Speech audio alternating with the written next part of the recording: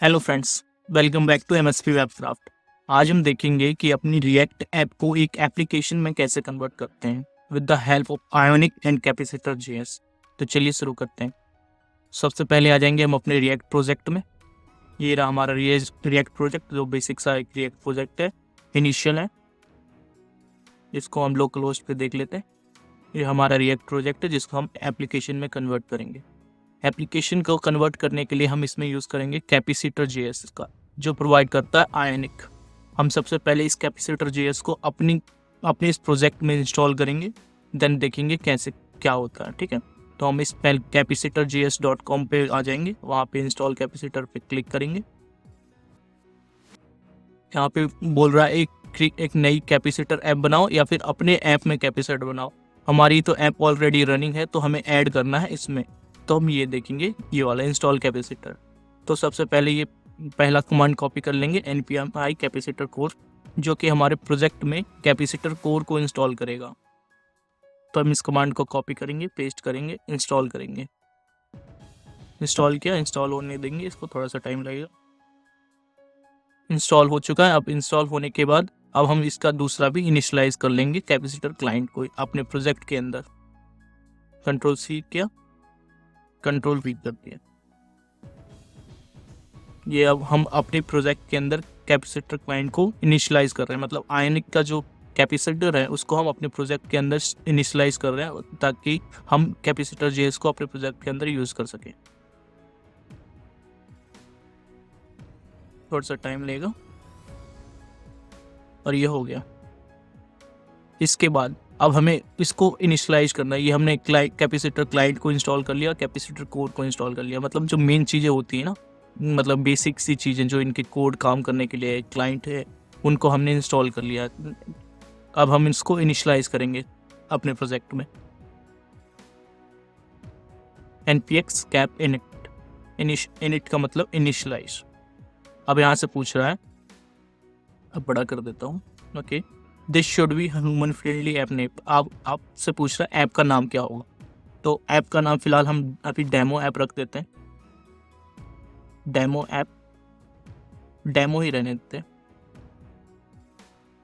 Demo. और package ID, हमें हर application की एक पैकेज आईडी होती है जो कि हमें देनी पड़ती है। तो हम यहाँ पे दे देंगे com.demo.app। हमने फिलहाल ये दे दी, पर अगर हमें इस एप्लीकेशन को कभी वो प्ले स्टोर पे डालना होता है तो हमें देखना पड़ता है कि ये यूनिक हो हमारी पैकेज आईडी। ओके, अब एंटर करेंगे। तो एंटर करने के बाद ये हमसे कुछ पूछ रहा है, जैसे पूछ रहा है connect with the millions of developer. आप आयोनिक पे जाके अकाउंट बनाना चाहते हैं, फिलहाल नो कर देते हैं। Would you like to improve capacitor sharing and users data. हमें इन सब की अभी कोई ज़रूरत नहीं है, ये बस हो गया हमारा।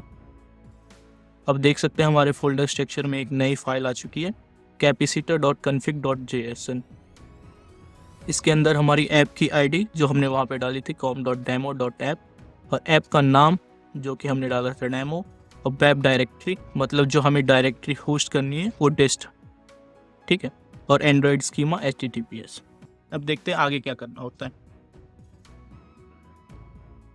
इसके बाद होता है हमें क्या इंस्टॉल करना है। जैसे हमें एंड्रॉयड इंस्टॉल करना है, एंड्रॉयड एप्लीकेशन बनानी है, तो हम कैपेसिटर का एक एंड्रॉयड वर्जन यूज़ करेंगे, npmi कैपेसिटर एंड्रॉयड।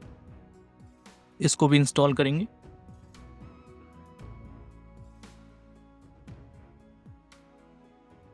इसको इंस्टॉल करने के बाद हमें काम करना है कि हमें अपने जो प्रोजेक्ट की फाइल है उसकी एक बिल्ड फाइल बनानी है।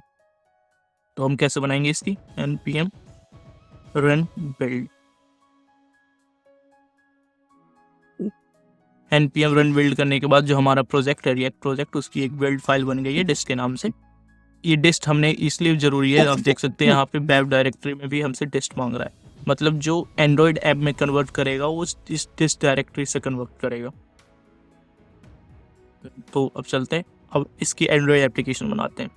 एंड्रॉयड एप्लीकेशन बनाने के लिए एक सिंपल सी कमांड है, npm cap add एंड्रॉयड। इसको कॉपी करेंगे, अब पेस्ट कर देंगे। ये हमारी एंड्रॉयड की फाइल पूरी तैयार हो चुकी है। इसमें हमारा सारा कोड है, जो भी हमारे रिएक्ट का कोड है हम इसको सीधा एंड्रॉयड स्टूडियो में ओपन करेंगे और इसको बिल्ड करके अपनी एप्लीकेशन तैयार कर सकते हैं। अगर आपके पास एंड्रॉयड स्टूडियो हो तो आप एंड्रॉयड स्टूडियो में कर सकते हैं। अगर आपको इसी प्रकार उसके लिए क्या कहते हैं iOS के लिए बनाना है तो आप npx cap add iOS करके iOS के लिए भी बना सकते हैं।